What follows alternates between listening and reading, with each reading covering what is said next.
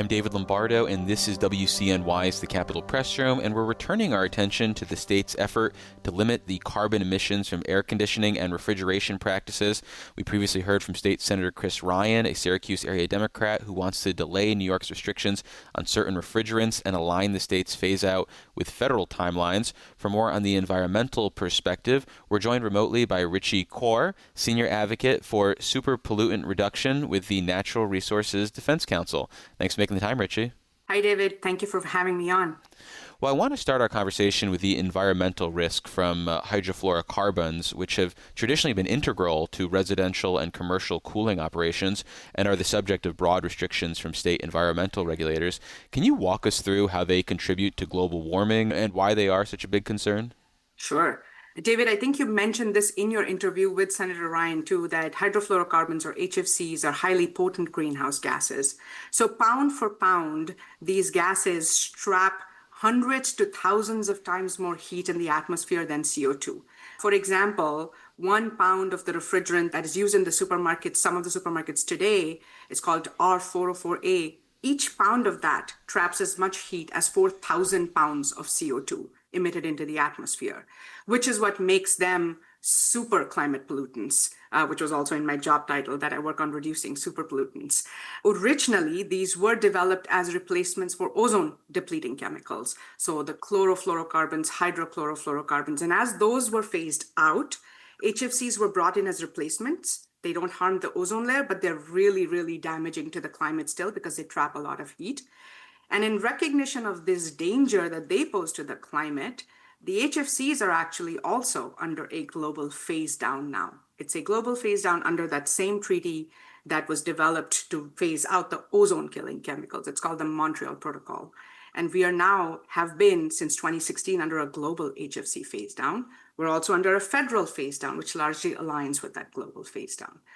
Now, you mentioned they're used as coolants in our refrigerants. So back then, those chemicals were used largely in aerosols. But yeah, today, the primary use of these chemicals, HFCs, is as refrigerants or cooling agents inside our refrigeration systems, inside our air conditioners, and inside our heat pumps. They are the chemicals that actually transfer heat from one place to another. It is ironic that the primary use of these super warming gases is actually to cool us down. But that's precisely the negative feedback loop that we have to break, because it is a vicious feedback loop that the things that are cooling us down are also things that are warming us up.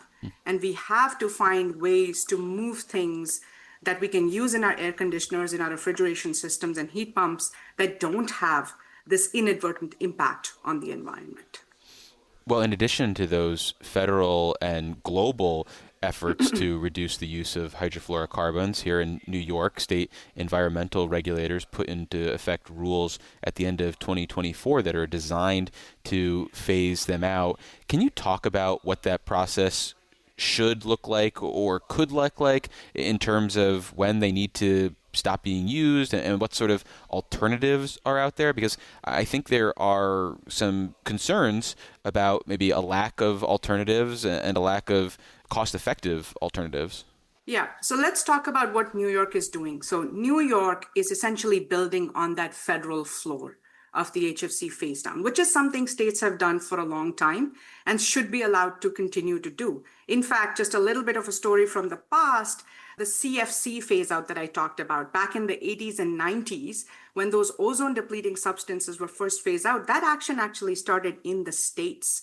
And the federal government then took that and built upon that. That often happens because, states, just like they are the laboratories of democracy, are also the laboratories of good environmental policy, where certain things that we can see coming, we can start to address that at the state level and then build the momentum to be adopted at the federal level. Now, there is a phase down of supply at the federal level.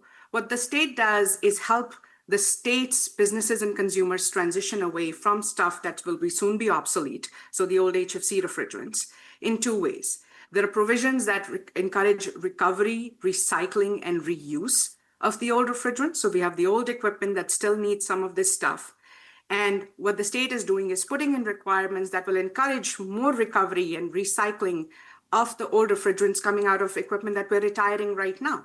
That, in fact, is a way to bolster the supply for the equipment that will still need it, the legacy equipment. And then the second aspect is to transition to alternatives when that old equipment is ready to be retired. And it's a when, it's not a push. When a consumer or an end user decides this equipment is old, it's too leaky, it's way beyond its useful life, I need to get rid of it. Then there are requirements where the refrigerant in the new stuff would have to be lower warming impact. And those are essentially the two primary legs. And ultimately, it's all about making that phase down more economically sustainable in the long run, because these are demand control measures. You're no longer keeping yourself reliant on that supply of stuff that's soon going to get cut off. And you're getting better at recovering, leaking less, recovering more, reusing the old refrigerants that have already been produced. And then when it's time to transition to an alternative system, then move to a refrigerant that's more sustainable because it's less warming. Well, before we move on, let me reintroduce you for listeners just joining us. I'm David Lombardo, and this is WCNY's The Capitol Press Room, and we're talking about the state phase down of a chemical used in air conditioning and refrigeration practices in New York. And our guest is Richie Kaur, Senior Advocate for Super Pollutant Reduction with the Natural Resources Defense Council. So that plan sounds great in theory, and there's that, homage about you want to make God laugh, tell him you have a plan, I guess. And what I'm curious about is, how does that plan compare to the actual challenges of everyday life when it comes to either the supply of HFCs that are available, or the alternatives that we're looking for, or just the infrastructure that people are going to need to potentially purchase in the future? I mean, does it seem like it's actually going to go that smoothly, or is there reason to believe there are going to be bumps in the roads, the way we've seen, say, with the transition to zero-emission school buses, and that price of the technology just not decreasing the way we might have hoped? Well, bumps in the road of implementing any rules are normal. There is always a period of adjustment whenever a rule starts. Now, some of the early bumps in the road were this prohibition on on selling newly produced old HFCs. And that's what I mean by that is, I heard Senator Ryan's discussion with you, and he said it's a prohibition on those old refrigerants, period. Well, that's not true. I just want to correct that bit of information. What it is a prohibition on is you can't make that stuff new and sell new stuff. The old stuff, again, this is about encouraging recovery, recycling, and reuse. The old stuff is very welcome. It's not only permissible, it's actually encouraged under the state regulation, where you have these old equipment or old systems retiring out of supermarkets. You can pull the gas or the refrigerant out of them, clean it up, and reuse it in other stores. And that's happening nationwide. One of the big reasons is that prohibition has actually been in effect in California since 2025. So since more than a year now, the same prohibition has been in effect in California, and it's led to a rise in the amount of recovery and reclaim that's happening in the country. We, in fact, had one of the largest refrigerant reclaim companies. It's called reclaim in the refrigerant world, but not recycle simply when there are multiple components in the refrigerant. When there's more than one, you have to reclaim it. But the reclaiming company has talked to us, in fact, testified that the supply is increasing dramatically thanks to these market signals, and that there will be more than adequate supply as we go on, even to serve New York. And this is the point. The state regulations are about making sure that the changes that are coming, we're ready for them, we're preparing for them, and planting the necessary market signals for more recovery, more reclaim, more reuse, and then keep the pressure on so that the technology providers are thinking about the technologies and being supplied to the market.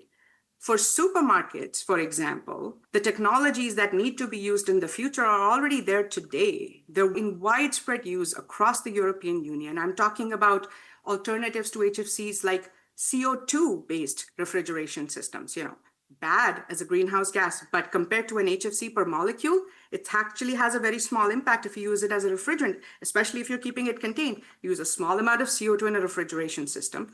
There are some other alternatives, widespread use in the EU, already increasing use across North America. So some of those alternatives for the largest commercial systems are already there. And these policy markers, these policy drivers help build up the speed with which these technologies achieve scale, because you're combining forces with other leadership states like California and actually Washington. Both of those states have state laws on the books that require some things very similar to what New York has done. Do you feel like there is enough flexibility in what New York has proposed so that if someone is looking to avoid maybe an infrastructure upgrade, but they just want to make a fix that might get them a few more years, that's still an option?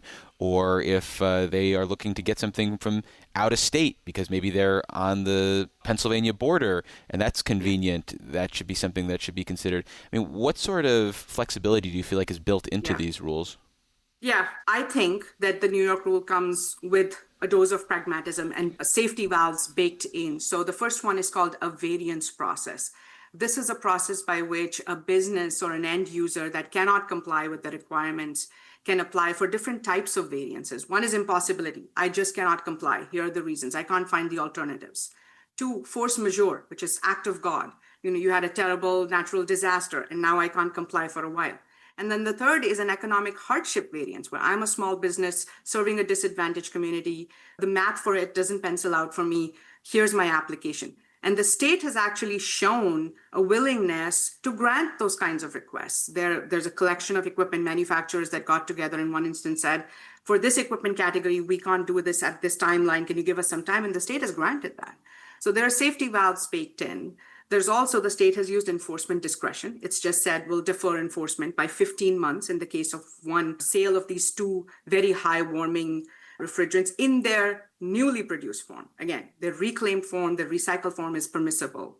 And like you said, a technician can drive out of state, buy it there and bring it back and use it. Or somebody else who wants to use it could. We don't love that. But at the same time, again, these are practical possibilities that are there for somebody who immediately has a problem at hand. And the state has shown a great willingness to be flexible about these early hiccups, these bumps in the road that occur at the implementation of really any regulation when it first starts. Well, lastly, with the minute we have left, what's the reason then not to just align ourselves with the federal rules and regulations? Why not just go at the same pace as the vast majority of states, which are going to be just following the federal timeline? Yeah. So as I said before, the federal government sets the floor, not the ceiling. And I think any of us who are living in the United States today know that it's quite a shaky federal floor. And it would be unwise for any state to tie itself to that shaky, weak federal floor. Like I said, the whole program, even about phasing out ozone depleting substance in the past, started in the states.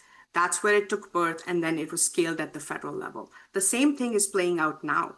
And we shouldn't stop it. We should build on it in an as pragmatic and progressive a way possible, because ultimately in the long run, being ready for the phase down and making the market ready for those alternatives that we will need tomorrow for sustainably cooling and heating our homes is important. And that's what these policy signals are all about.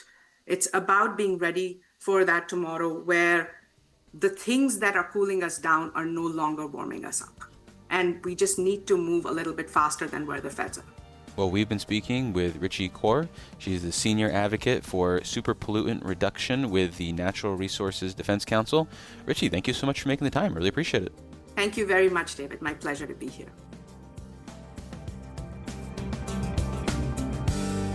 Support for the Capitol Press Room comes from O'Donnell and Associates, a public affairs firm providing strategic guidance to businesses and nonprofits on navigating policy and regulatory issues. More information is available at o'donnellsolutions.com.